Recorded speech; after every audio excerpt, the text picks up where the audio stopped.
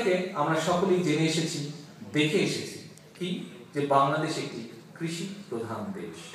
আসুন আমরা এই কৃষিটি শুরু করি। প্রথমে কৃষি নিয়ে আমার খুব সংক্ষেপে কিছু চিন্তা ভাবনা আপনাদের সামনে তুলে ধরতে চাই। কৃষি প্রধান বাংলাদেশে দেশ এবং মানুষ বাঁচানোর পূর্ব শর্ত কৃষির মান উন্নয়ন এবং কৃষকের জীবন উন্নয়ন।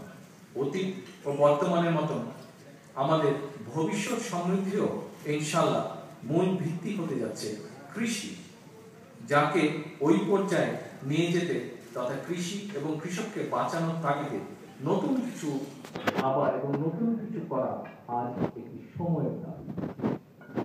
কৃষিক্ষেত্রে করণীয় উল্লেখে আমরা হয়তো মোটামুটি 6টি মৌলিক বিষয় ভাগ করতে পারি। 1, কৃষির প্রয়োজনীয় মূলধনকে